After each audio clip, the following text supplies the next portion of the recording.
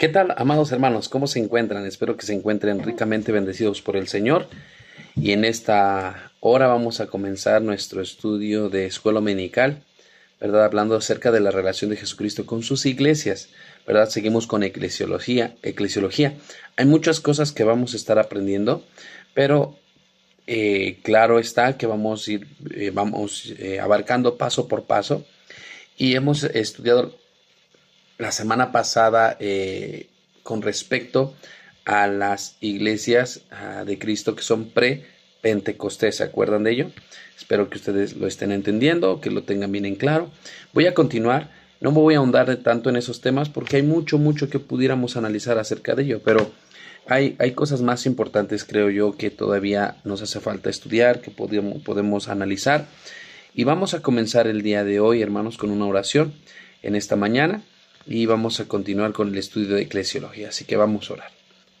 Padre, gracias te damos, Señor, por darnos la oportunidad en esta hora de poder estar aquí, Señor, reunidos para buscarte, para poder aprender de tu palabra. Te ruego por cada uno de mis hermanos y los que nos están visitando, Señor, en esta mañana. Por favor, usa de cada uno de ellos, Señor, y de tal manera que allá en Puerto Morelos pueda haber un lugar, un refugio espiritual donde podamos ofrecer, Señor, ayuda para acercarse a ti. Y Padre, te pido que por favor tú nos ayudes, nos des de tu gracia, Padre, nos sigas ayudando, capacitando para poder aprender, conocer más de tu palabra y Señor, ser fieles obreros, trabajando para ti, guiados por ti, Padre. Por favor, ayúdanos a seguir con este estudio. En el nombre de Cristo Jesús. Amén. Muy bien. Bueno, vamos a ir al libro de Efesios capítulo número 3, versículo número 21. Efesios capítulo número 3, el versículo número 21. Si me ayuda, por favor, yendo al libro de Efesios en el capítulo número 3, el versículo número 21. Vamos a partir el día de hoy de este pasaje. Espero que ya lo hayan encontrado, ¿verdad? Permítanme un segundo. Efesios capítulo número 3, versículo 21. Gracias al Señor que ayer nosotros tuvimos también aquí en Copila, en Puebla, tuvimos los primeros bautizos también. Y bueno, seguimos orando también por ustedes allá en Puerto Morelos. Sigan adelante, hermanos, prediquen y decidan seguir al Señor. Efesios 3, 21. ¿Lo tienen? Vamos a leerlo juntos. Dice: a Él sea la gloria en la Iglesia, en Cristo Jesús, por todas las edades, por los siglos de los siglos. Amén. Bueno, si prestamos atención, dice la Biblia, a Él sea la gloria en la Iglesia. En la Iglesia es donde Dios busca ser glorificado. A través de la Iglesia es donde Dios busca ser glorificado. Amados hermanos, hay muchas instituciones, asociaciones, convenciones que existen, inclusive en el nombre de Dios o que hablan acerca de Dios, lo cual no está mal, pero no es una iglesia. Nosotros creemos precisamente que la iglesia es una asamblea que naturalmente es local, visible, establecida y organizada. Y ciertamente esto no nos permite poder compaginar con la idea de una convención. Probablemente algunos dirán, ¿qué es eso? ¿Verdad? Convención es como la reunión de muchas iglesias donde van a decidir tener un presidente, un guía, un director, por el cual lo que él decida todos los demás lo van a hacer. Convenciones, organizaciones, lo cual, repito, hay buenas organizaciones, hay lugares donde tienen buenas intenciones, pero el Señor no nos enseña que no debemos confundir la iglesia con las organizaciones. No tiene nada que ver una iglesia bíblica neotestamentaria con una organización o convención. Cuando alguien se añade a una convención, a alguna organización, hermanos, las iglesias dejan de tener independencia, dejan de tener autonomía. Ahora van a estar fundamentados, basados y guiados por lo que diga la convención, la reunión de las iglesias y el líder de todas esas iglesias. Y esto va en contra de todo lo que hemos estudiado hasta hoy en día, porque la iglesia es local, ¿verdad? Así que está establecida, está organizada y es visible. Tiene su propio pastor, tiene su dirección, tiene la palabra de Dios y esta iglesia nace de otra iglesia, como ya lo hemos visto. Así que no estoy diciendo que no se pueda tener compañerismo con otras iglesias, que podamos tener amistad con otras iglesias, que podamos ponernos de acuerdo con otras iglesias para hacer campañas evangelísticas o cualquier otro evento, campamentos, retiros. Pero una cosa es hacer una organización para un evento y otra cosa es ya formar parte de una organización. No sé si me estoy dando a entender. Pero la Biblia no nos enseña que las iglesias eran una organización y que todas estaban pegadas, ¿verdad? Atenidas a lo que dijera Pedro. Entonces todos tenían que hacer lo que Pedro decía, lo que decía Juan, y todos hacían lo que decía Juan y ellos eran los líderes y mandaban sobre todas las iglesias, ¿no? No, nunca fue así. Las iglesias fueron independientes. Entonces llega el momento donde cada iglesia toma sus propias decisiones, tiene su propio pastor, ya fueron enseñados bíblicamente y ahora es responsabilidad de ellos seguir los lineamientos, los mandatos que el Señor les dejó. Así que Él desea ser glorificado no en una organización, no en una convención. Dice la Biblia, a Él será gloria en la iglesia. ¿Y la iglesia? ¿Qué es la iglesia? ¿Se acuerdan? La iglesia es el grupo de creyentes bautizados que están unidos entre sí para llevar a cabo un propósito, una encomienda. Así que la iglesia, hermanos, en el Nuevo Testamento se nos da claramente a la iglesia instrucciones y que cada iglesia descrita en el Nuevo Testamento se describe tanto con una naturaleza, ¿verdad?, que tiene que ver con una dependencia total de Cristo, porque Cristo es la cabeza de la iglesia. En 1 Timoteo capítulo número 3, por favor, dice, aquí en Efesios vimos, dice, a Él sea la gloria en la iglesia. Entonces, ¿dónde Dios busca ser glorificado? Pues en la iglesia, ¿verdad? A través de la iglesia.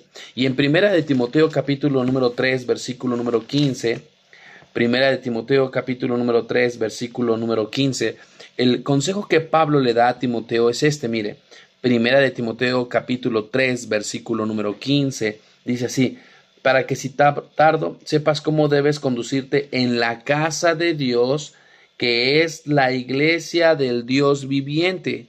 ¿En dónde mora Dios? ¿En dónde habita Dios? ¿Dónde quiere ser glorificado? En la iglesia. Es la casa del Dios viviente y dice columna y baluarte de la verdad. Así que esto es realmente lo que el Señor buscaba. No buscaba Él asociaciones ni agrupaciones, Él buscaba una iglesia. Y bueno, hay muchas iglesias locales y cada iglesia responderá al Señor y tiene una encomienda en especial, ¿verdad? Así que de acuerdo con la escritura, en el libro de Mateo capítulo número 16 es cuando el Señor dice, entonces edificaré mi iglesia. ¿Se acordarán de este pasaje donde le dice a Pedro, ciertamente tú eres Pedro, sobre esta roca edificaré mi iglesia, identificando a la iglesia con quién? Con Él, porque Él es la cabeza de esta institución. Esta institución empoderada que Dios dejó en la tierra se llama iglesia. Esto está en contraste de muchas otras asociaciones o organizaciones religiosas con sus propios fundadores. Así que, es decir, la iglesia no nació con un fundador humano. La iglesia bíblica nació con Cristo como fundador. Así que la iglesia bautista no tiene como tal, hermanos, un cabeza, un líder, un papa, ¿verdad? Un líder en el cual podemos mirar retrospectivamente diciendo, Él es nuestra ascendencia, ¿verdad? De Él nacimos, ¿no? Se puede asignar tal honor de la iglesia de que Cristo es la cabeza, Cristo es la base, y eso lo enseña Hebreos capítulo número 12. Por favor, busque conmigo Hebreos capítulo número 12. Hebreos capítulo número 12, versículo número 2. De acuerdo con esto, las iglesias verdaderas de Cristo son neotestamentarias con Cristo como cabeza. Dice aquí en Hebreos 12:2, dice, puestos los ojos en Jesús, el autor y el consumador de la fe, el cual, por el gozo puesto delante de él, sufrió la cruz, menospreciando el oprobio y se sentó a la diestra de Dios. Así que se nos exhorta que hoy en día las iglesias pongamos nuestros ojos en aquel que fue el autor y el consumador de toda nuestra fe, ¿verdad? Y las iglesias, pues eso es lo que predican, la fe. Ya como lo hemos visto, hermanos, la iglesia no fue fundada sobre Pedro, sino sobre Cristo. Eso lo vimos, ¿verdad?, claramente en el libro de Mateo. Y el mismo apóstol Pedro, ¿verdad?, vimos también y estudiamos que en 1 de Pedro capítulo 2, versículos del 4 en adelante, eso es para que ustedes lo tengan allí. Ya lo leímos, ya lo estudiamos la semana pasada, pero por si no lo anotó o no lo tiene presente, lo tenga presente, que el mismo apóstol Pedro, en 1 de Pedro capítulo 2, versículos del 4 al 9, él dice que la piedra que fue reprobada, la piedra que fue escogida, preciosa y hermosa, a la cual hacemos bien en poderle creer, es el Señor Jesucristo, no Él. Él no es la piedra, ¿verdad? Como nos dicen, es que Pedro es la roca. No, no, no. Es el Señor Jesucristo. Él mismo lo dice en 1 de Pedro 2, del 4 al 9. Y tengo un diagrama muy sencillo acerca de algunas referencias de que ustedes pueden ver de dónde nacen muchas iglesias, ¿verdad? Pero por ejemplo, aquí vamos a ver, podemos analizar que la iglesia de que Cristo edificó, la edificó a través en el año 30 después de Cristo con sus apóstoles en Jerusalén. Y que van, bueno, gracias al Señor, han habido muchas iglesias que han seguido esta línea, naciendo de esta, nacida de otra, nacida, de tal manera que no han cambiado los dogmas, no han cambiado las doctrinas, no han cambiado la postura de lo que la Biblia dice. Gracias a Dios, Dios ha preservado su iglesia sigue en la tierra y a través de su iglesia Él quiere ser glorificado. A Él sea la iglesia, la gloria en la iglesia. Pero vino la apostasía bautista, es decir, creemos que los primeros bautistas de hace muchos años, que no se les llamaba como tal bautistas, tenían muchos otros nombres, ¿verdad? Pero que esta apostasía de los verdaderos creyentes que se rebelaron en contra del Señor, bueno, de ahí surgieron, pues precisamente creemos que nace en el año 300 aproximadamente. Empezó con un desarrollo gradual que se cree que empieza desde el año 251 después de Cristo, donde se estipula claramente en el año 310 después de Cristo con con Constantino, ¿verdad? Y pues bueno, con Leo primero poniendo 440 al 461 el primer verdadero papa de Italia, ¿verdad? Como el catolicismo romano. Pero ustedes sabrán que los católicos también se dividieron en el primer siglo. Hubieron en el sexto siglo, séptimo siglo, por ahí así se dividieron. Y bueno, vinieron los católicos ortodoxos occidentales, ¿verdad? Que bueno, aquí vemos la división más o menos. Vinieron los reformados, vinieron los anglicanos y de ahí nacen los luteranos, que también de Martín Lutero en 1517 en Alemania. Y de allí, hermanos, pues podemos ver que de los luteranos, por ejemplo, salieron los moravianos, ¿verdad? En Moravia, en 1727. De los anglicanos, miren, nacen los hermanos de Plymouth, que es una religión en Inglaterra. Luego el Ejército de Salvación, que viene de los anglicanos, que estos nacieron directamente de la Iglesia Católica. Luego vienen los metodistas nacieron de los anglicanos. Los congregacionalistas, ¿verdad? También existen, nacidos de los anglicanos. De los metodistas nacieron los cuadrangulares, ¿verdad? Y el Ejército de Salvación también viene de los metodistas y de los anglicanos, una división por allí. De los reformados nacieron, ¿verdad?, los presbiterianos, que son muy parecidos, ¿verdad? Hoy en día, lo más parecido a los creyentes bautistas o los creyentes bíblicos son los reformados. Son parecidos, pero no son lo mismo. Los presbiterianos, ¿verdad? Y de ahí viene la Iglesia de Cristo, ¿verdad? Es decir, así se llamó esa iglesia, la Iglesia de Cristo hoy en día, pero no son la Iglesia de Cristo. La Iglesia bíblica y, bueno, ahí es por mencionar solamente algunos, ¿no? Ahí está un poquito el diagrama que pude conseguirles, pude tenerles, de algunas religiones que fueron las más sobresalientes. No son todas, lógicamente de ahí se desprendieron un montón, pero normalmente pues podemos ver, y el punto al que les quiero llevar es, todas las iglesias, todas las religiones normalmente sí tienen un predecesor, ¿no? Es decir, alguien que las fundó, alguien que las estableció. Pero la Iglesia de Cristo, ¿quién la estableció? La iglesia verdadera, la iglesia no testamentaria, ¿quién la establece? Fue Cristo. Y Cristo es la cabeza. Él se fue y deja a su Espíritu Santo para que sea Él quien pueda administrar a la iglesia. Ahora, el Nuevo Testamento hoy en día, hermanos, se nos da básicamente varias metáforas para describir a las iglesias, ¿verdad?, neotestamentarias, para mostrar la relación que el Señor Jesucristo tiene con ellas.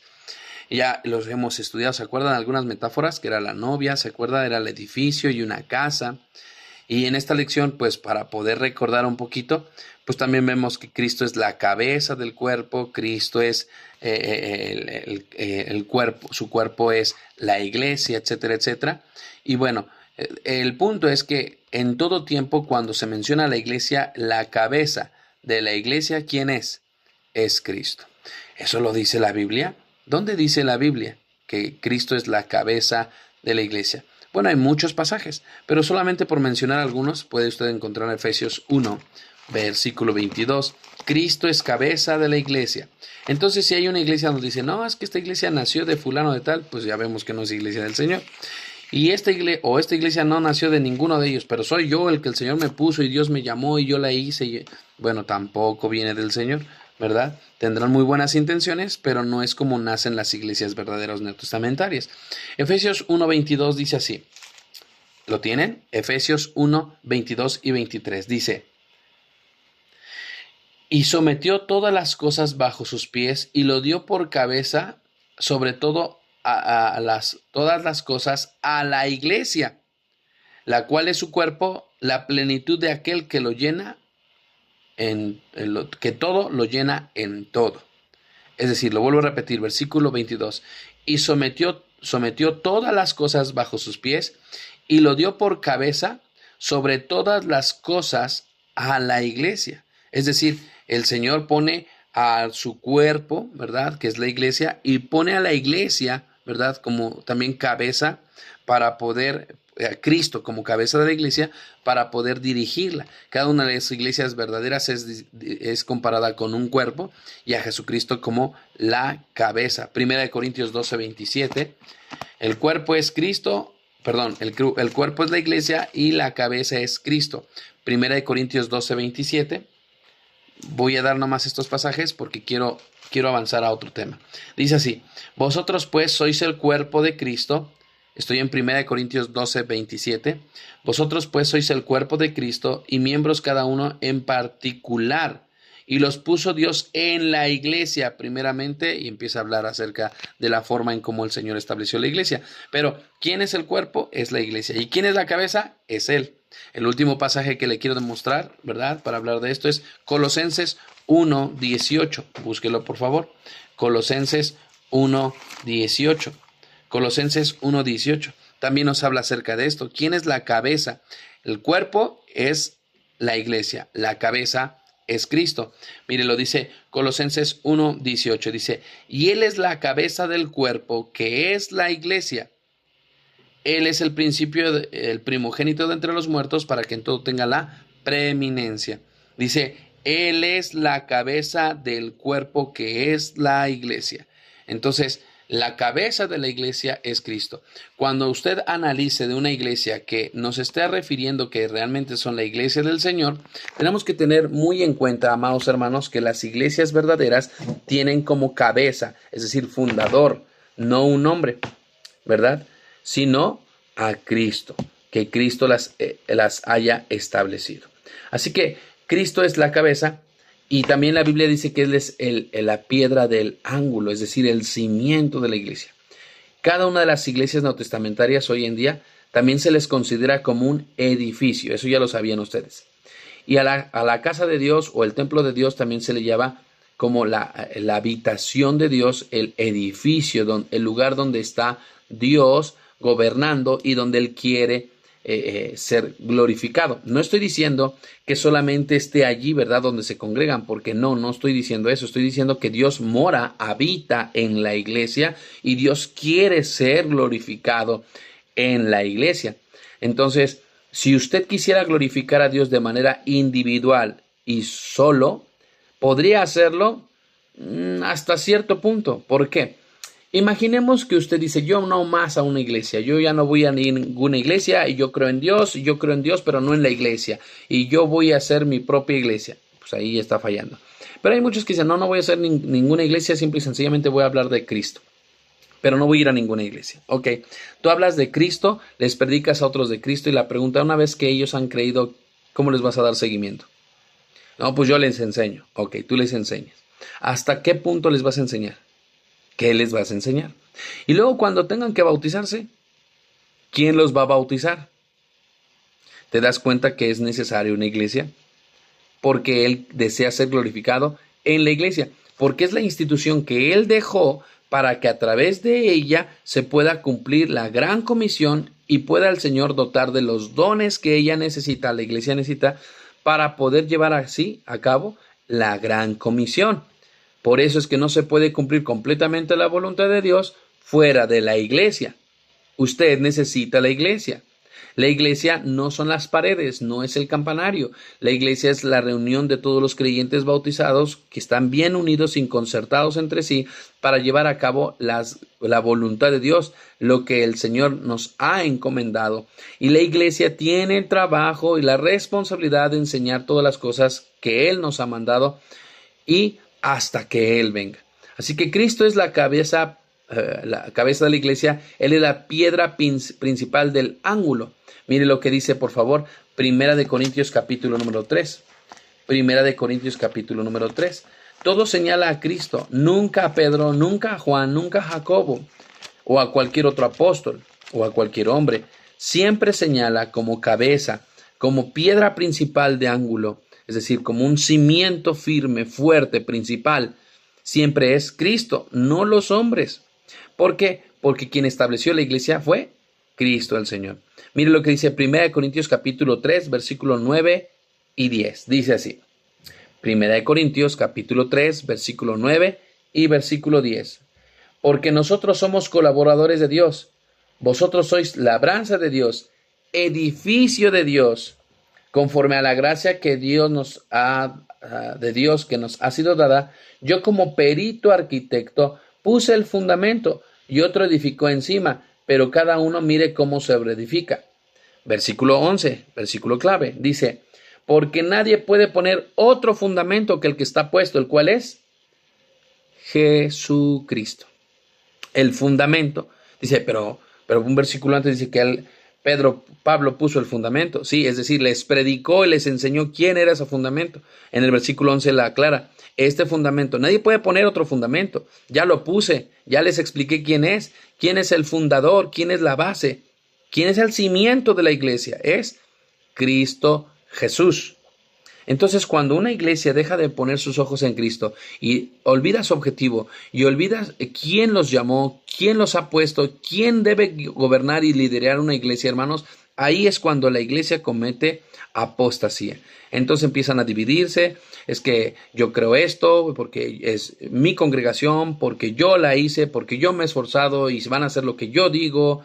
Y ahí vemos donde ya empezaron a tener apostasía. ¿Por qué? Una iglesia guiada en armonía con el Señor no tiene esa actitud.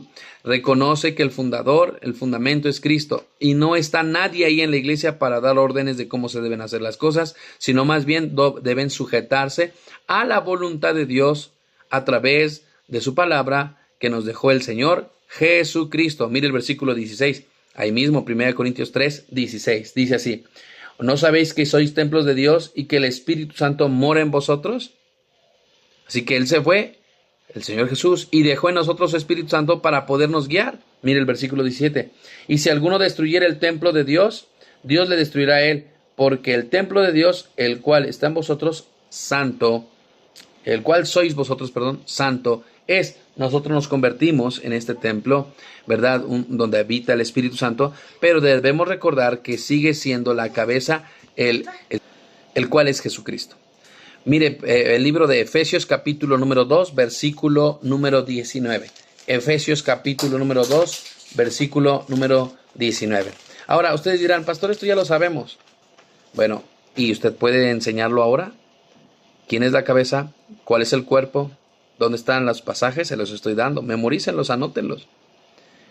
El cuerpo es la iglesia. La cabeza es Cristo. También Él es la piedra angular, el fundamento, ¿verdad? ¿Y cómo sabemos identificar si una iglesia es verdadera o no? ¿Quién es su fundador? ¿Quién la estableció esa iglesia? ¿Cómo nació? ¿Verdad? Eso yo sé que ya lo saben. Estamos dando un repaso porque vamos a profundizar en el siguiente punto. Efesios 2:19 dice así: así que ya no sois extranjeros ni advenedizos, sino conciudadanos de los santos y miembros de la familia de Dios. ¿Cómo nos hacemos familia de Dios? Pues cuando creímos en Jesucristo. Pero va más allá de esto, dice: edificados sobre el fundamento de los apóstoles y profetas, siendo la principal piedra del ángulo, ¿quién? Jesucristo mismo. Versículo 21. En quien todo el edificio, bien coordinado, va creciendo para ser un templo santo en el Señor. Cuando ya se unen los creyentes y se bautizan, se conviertan en un templo santo. Es decir, se edifican a sí mismos, se edifican unos a otros para convertirse en el templo del Señor santo. Versículo 22. En quien vosotros también sois juntamente edificados para la morada de Dios en el Espíritu. ¿Quién fue la cabeza? ¿Quién fue el Salvador? ¿Quién fue el que limpia? ¿Quién es el que hace todo? Es Cristo. No es el pastor, no es el movimiento, no son convenciones, no son organizaciones. Es Cristo en la iglesia, porque Él es la cabeza. ¿Vamos bien hasta aquí? Ahora, el siguiente punto donde yo quiero avanzar y ahondar un poquito más, es de que quiero definir claramente con ustedes la relación que Cristo tiene con cada una de las iglesias hoy en día. Un edificio no puede permanecer de pie por mucho tiempo, ¿verdad?, si no tiene un fundamento firme. Un fundamento de todas y cada una de las iglesias neotestamentarias debe ser, ¿qué? Bueno, vamos a ver, punto número 1. El fundamento de una iglesia verdadera neotestamentaria, hermanos, el fundamento tiene que ser, de una iglesia neotestamentaria debe ser, 1, la palabra de Dios. Y cuando nos referimos a la palabra de Dios, vemos que la palabra de Dios para dirección de la iglesia en nuestros días está en el Nuevo Testamento.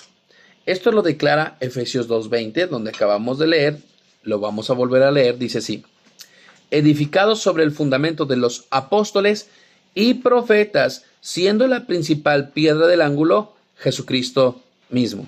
Así que aquí se declara, hermanos, que las verdaderas iglesias neotestamentarias han sido construidas sobre el fundamento de los apóstoles, es decir, lo que predicaron los apóstoles, y los profetas, los que continuaron predicando lo que los apóstoles decían, cuyas palabras conforman el Nuevo Testamento. Es decir, cada iglesia hoy en día tiene una relación íntima con Dios, con Cristo, cuando hace caso al nuevo pacto. Sus órdenes están bajo el nuevo pacto. Mire lo que dice Romanos 16:25. Yo sé que esto también ya lo sabían, pero ahora la pregunta es, ¿usted también sabe ya demostrarlo? Le estoy dando los pasajes, espero los anote. Porque hay iglesias que usted se va a topar o cristianos que dicen: ¿y tú guardas el Sabbat? ¿Y guardas el Bar Mitzvah? ¿Y guardas el kosher? ¿Guardas la fiesta de los panes sin levadura? Porque nosotros sí, y hasta hablan en hebreo, ¿verdad? Shalom, ¿verdad? Yo creo en Yahshua HaMashiach, y por eso se creen más espirituales, porque hablan así. No, y eso no. Realmente ellos quieren aplicar el antiguo pacto, pero las órdenes para la iglesia están en el nuevo pacto, pues Cristo la estableció en el nuevo pacto. Mire Romanos 16:25, dice así. Dice: y al que puede confirmaros según mi evangelio y la predicación de Jesucristo, según la revelación del misterio que se ha mantenido, oculto desde tiempos eternos.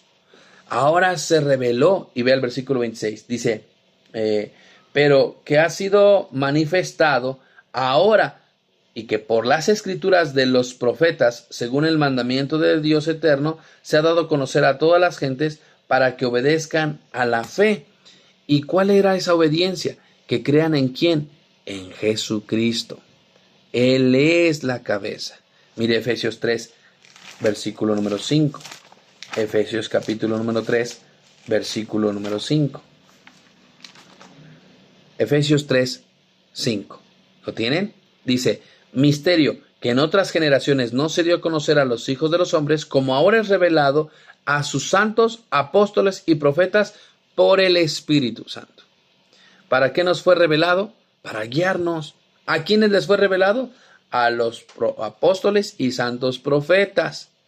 En el versículo anterior dice, se le reveló a través de las escrituras a los profetas. Le estaba hablando a los profetas del Nuevo Pacto, Nuevo Testamento. Mire lo que dice Segunda de Pedro capítulo 3, versículo 2. Segunda de Pedro capítulo número 3, versículo número 2. Segunda de Pedro capítulo 3, versículo 2. Dice así: para que tengáis memoria de las palabras que antes han sido dichas por los santos profetas y del mandamiento del Señor y Salvador dado por vuestros apóstoles. Entonces, ¿sobre qué se basa la iglesia hoy en día? Todas y cada una de las iglesias deben ser neotestamentarias. Y hablando de las iglesias bíblicas, con mayor vehemencia, digo, las iglesias bautistas, deben ser neotestamentarias, es decir, que se basan en el Nuevo Testamento. ¿Cómo puedo darme cuenta que tienen una buena relación una iglesia con Cristo? Porque tienen como base la palabra de Dios. Esta declaración, hermanos, de que la palabra de Dios es la base, de ninguna manera estará rechazando el Antiguo Testamento como algo que no necesitamos. No es que los desechemos, pero el Antiguo Pacto básicamente es una sombra de lo que habría de suceder, y todo se cumplió en Cristo. Por ejemplo, se guardaba el Sabbat en el Antiguo Pacto porque se buscaba un descanso para buscar al Señor. Jesucristo dice, yo soy tu descanso. No es que guardes un día, sino que aprendas a vivir para mí todos los días, que vivas en mí y yo te haré descansar. Se dio en el Antiguo Pacto, pues, la circuncisión, ¿no? Tienes que circuncidarte. Pero hoy en día, ya la circuncisión no es un requisito para acercarte a Dios. Esa circuncisión fue la del corazón, cuando de arrepentido creíste en Cristo y Él te marcó con su Espíritu Santo. Y así sucesivamente, todas las leyes del Antiguo Pacto, ¿no? Que no deben comer esto, ni el otro, ni el otro. Y el Señor le dice al Nuevo Pacto, no le llamen inmundo a lo que yo he creado. La idea es que ellos se guardaran. Pero lo que yo trato de decirles a ustedes es que síganse guardando para mí. Pero no llames inmundo a lo que yo he creado. No sé si estoy siendo claro. El Antiguo Pacto simple y sencillamente era una sombra de lo que habría de venir y que todo se cumplió en Cristo. El último ejemplo que me encanta poner es que se celebraba la fiesta donde llevaban una ofrenda y lo sacrificaban en el altar, en el santuario. Hoy, ¿por qué no se hace? Pues porque Cristo es nuestra Pascua. Él fue sacrificado por nosotros. Todo se cumple en Cristo. Y todo lo que usted hoy en día debe saber y vivir está en el Nuevo Pacto. Toda la Escritura es inspirada por Dios, tanto el Antiguo como el Nuevo Testamento. Solamente que usted debe saber que el Antiguo era una sombra, el Nuevo Testamento es la aplicación. Y hoy tenemos que aplicar no los principios materiales, físicos, sino los principios espirituales. ¿Me doy a entender? El no adulterar era un principio físico. Pero Jesús dice, pero si ya miraste a una mujer, esto no está hablando de un toque físico, está hablando de algo espiritual. No matarás, algo físico. Pero dice, pero si ya pensaste algo malo contra tu hermano, eso es algo espiritual. Y así sucesivamente. Así que esto significa, sin embargo, que nuestra fe y nuestra orden, lo que creemos, como practicamos nuestras creencias, no sean distintivamente neotestamentarias, es decir, en otras palabras, que nosotros no analizamos el Antiguo Testamento para determinar o estructurar nuestra política, nuestras prácticas, sino que realmente sabemos que todo se cumple en Cristo. Así que no ignoramos el Antiguo Testamento, pero sabemos que el Nuevo Pacto es la aplicación directa para nosotros. Segunda razón en cómo vemos la relación que Cristo tiene con sus iglesias. El primero fue a través de la palabra de Dios, el guardar, el practicar el nuevo pacto. La segunda cosa donde usted va a poderse dar que una iglesia espiritualmente está bien y es correcta es a Jesucristo. Jesucristo. Cristo, que es la piedra principal del ángulo, la roca, ya le di Mateo 16:18, 1 Corintios 3:11, 1 de Pedro 2, del 6 al 8, ¿verdad? Él es la roca, Él es el fundamento. Una iglesia debe tener esto bien, si es una iglesia verdadera, esto tiene que tenerlo bien en claro. Es Cristo a quien siguen, es Cristo a quien obedecen, no a un hombre, no a un movimiento, no lo que dice una organización, lo que dijo Cristo. En un edificio, La piedra angular es la primer piedra que se coloca como un cimiento. Es el punto de referencia del cual subsecuentemente se toman todas las otras medidas y direcciones. Básicamente, cuando la iglesia considera la palabra de Dios y a Jesucristo, va por buen camino. Es una iglesia saludable. Y la tercera cosa es la dirección del Espíritu Santo de Dios. El Espíritu Santo es quien administra, quien dirige, quien guía, quien nos dice sí o no. Y no es por sentimientos, porque me dio ¿verdad? Se me metió algo y empecé a brincar y a danzar. No, nunca fue así. De hecho, si analizan la Escritura, en todo el Nuevo Pacto no hubo nadie que se alocara, que vomitara, que hiciera danzas alocadas, porque se le metió el Espíritu. Jamás. Dios es un Dios de orden y no de confusión. Un Dios de orden y disciplina. Pero vemos en el libro de Hechos, por ejemplo, en el capítulo número 20, Hechos en el capítulo número 20, por favor búsquelo.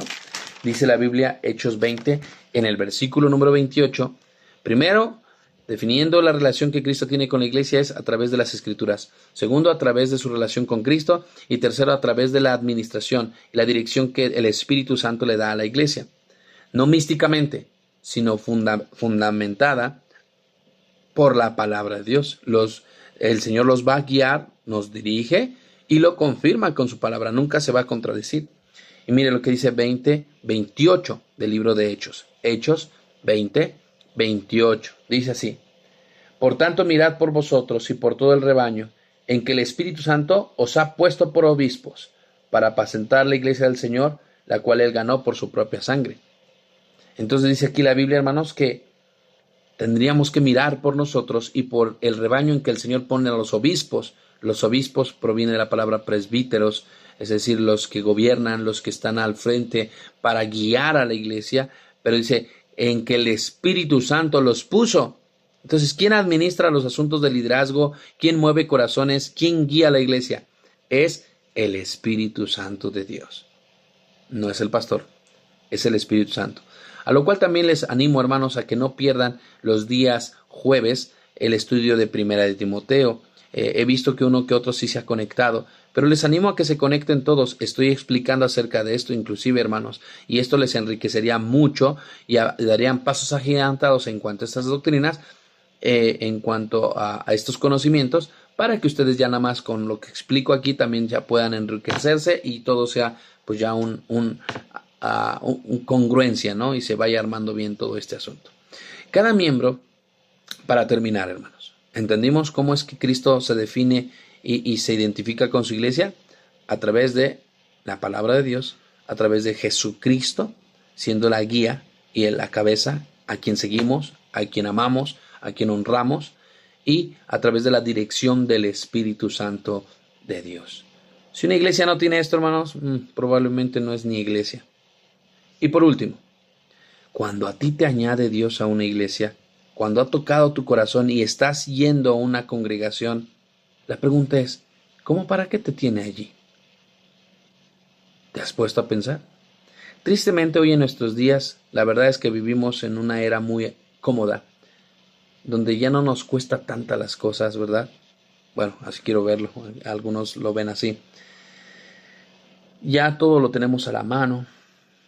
Y pues ya el cristiano ya de hoy en día no se esfuerza. Es más, ir a la iglesia a congregarse, pues ya lo ve como una gran victoria y como ya Dios me tiene que bendecir, ¿no? Cuando los santos del primer siglo, del segundo siglo y hasta de hace 100, 200 años, hermanos, eran perseguidos por su fe. Los maltrataban, los injuriaban, los maldecían, se quedaban sin familias, los desechaban de los pueblos por su fe y aún así continuaban. Hoy en día, tristemente, el cristianismo se ha puesto de moda solamente. No es algo tan real para muchos. Si alguien ya no me saluda, ya dejo de ir a la congregación. Si alguien me hizo caras, ¿verdad? Yo ya dejo de servir a Dios. Y ponemos cualquier excusa para dejar de seguir al Señor. Creo que inclusive muchos de ellos ni siquiera son verdaderos creyentes. Pero yo te pregunto nuevamente, ¿a ti cómo para qué te tiene el Señor ahí sentado? ¿Cómo para qué el Señor te ha traído a esta congregación? ¿Para qué el Señor añadirá a la gente a sus iglesias? Bueno, cada miembro de una iglesia es comparada con una piedra en el templo. ¿Has visto un edificio cuando se construye? Muchos dirán, no, lo importante son los cimientos. Y sí, es el fundamento, es Cristo. Y de ahí se sobreedifica, se van levantando las paredes. Y cada uno de ustedes es como si fuera una parte de una piedra que se va poniendo encima. ¿Qué pasaría si una de esas piedras deja de funcionar o la quitamos?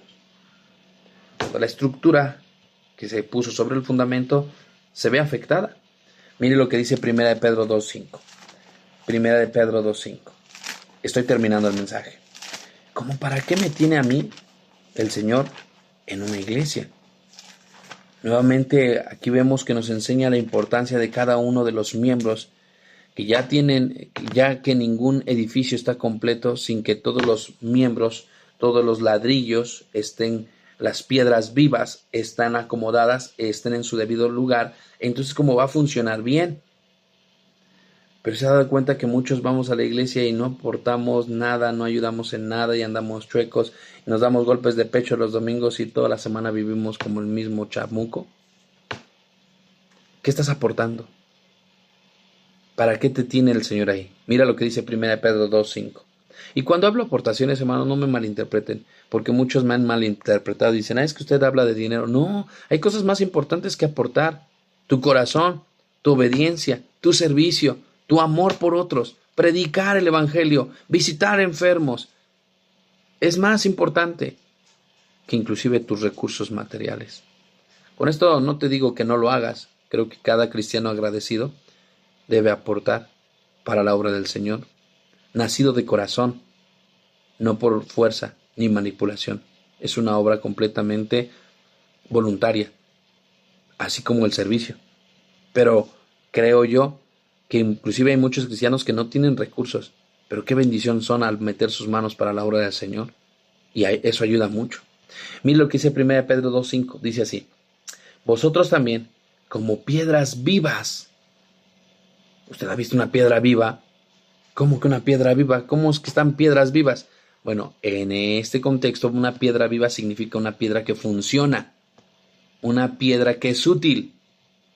Un ladrillo usted lo ve tirado ahí, usted hasta lo desprecia, ni lo valora y dice, ay, quítalo, me estorba ahí, ¿no? Pero ¿qué? Cuando ponemos todos los ladrillos, ¿verdad? Formando una pared, un muro. Son piedras vivas, que significa piedras que están siendo útiles, que están cumpliendo con su función. Vosotros, pues, como piedras vivas, sed edificados como casa espiritual y sacerdocio santo para ofrecer sacrificios espirituales aceptables a Dios por medio de Jesucristo. Qué precioso versículo. Yo te pregunto, ¿cómo para qué Dios te tiene aquí en la iglesia ahora? Quiero terminar mi mensaje aquí. Ya hemos visto que la iglesia es pre-Pentecostés, que Cristo tiene una relación con su iglesia, Cristo es la cabeza. Una iglesia saludable siempre tiene la escritura en que se basa al Señor Jesucristo como fundamento y la dirección de su Espíritu Santo. Y ya que estás allí, ¿para qué estás tú allí? Medítalo en esto. Este versículo 1 de Pedro 2.5 te lo dejo de tarea, hermano. Analízalo, estúdialo. La próxima semana te voy a preguntar. Y pregúntate, este versículo, ¿qué me trata de decir a mí? Al decirme que soy edificado como una casa espiritual, como un sacerdocio santo, para ofrecer sacrificios espirituales aceptables a Dios por medio de Jesucristo. Un versículo bien interesante. Hermanos, se los digo con mucho cariño y amor y respeto.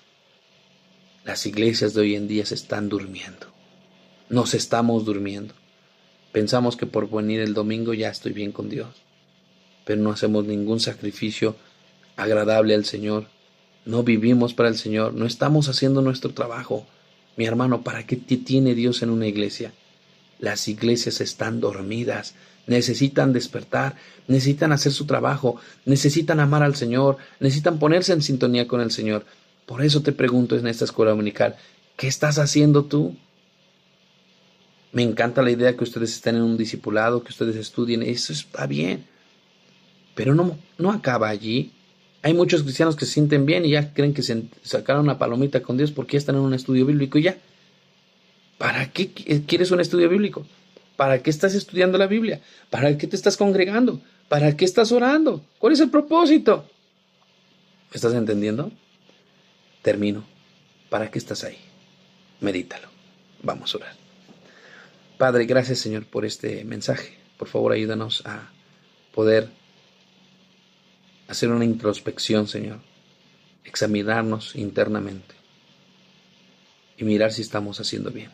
Estamos aprendiendo eclesiología y terminamos con un reto, Señor, un desafío. ¿Para qué estoy en una iglesia? ¿Para qué estoy en una congregación? ¿Cuál es el punto? ¿Solamente vengo a escuchar y seguir mi vida como sigue? Como muchos cristianos que religiosamente van a la iglesia, pero terminando de ahí hasta se van al mundo, a vivir como mundanos. ¿A quién engañamos, Señor? Tu iglesia verdadera, Señor, vivía para ti, te honraba, los perseguían, los maldecían, los injuriaban, Señor, pero ellos te amaban y te buscaban de todo corazón y te servían, Señor, a pesar de las amenazas. Vivían en santificación. Padre, ¿qué nos está pasando en nuestros días? Ayuda a mis hermanos en Puerto Morelos para que esto no suceda. Y si alguno de los que están escuchándome se encuentra dormido, se encuentra sin cumplir su propósito, Señor, y solamente estamos usando los domingos de manera religiosa, despierta nuestra mente, despiértanos espiritualmente. No dejes quieta nuestra conciencia, Señor, y ayúdanos a reaccionar como tú quieres que reaccionemos y hagamos lo que tú nos estás mandando a hacer. Tú sabrás, Señor, y cada uno de nosotros sabremos qué es lo que esperas de nosotros en este momento de nuestras vidas. Por favor, ayúdanos a entender para qué quiere una iglesia, para qué estamos allí. En el nombre de Cristo Jesús, amén. Bueno, hermanos, la próxima semana vamos a hablar acerca del propósito de cada iglesia. ¿Cuál es el propósito de cada iglesia local? Así que bueno, me despido de ustedes. El Señor les bendiga, hermanos. Nos vemos en unos minutos.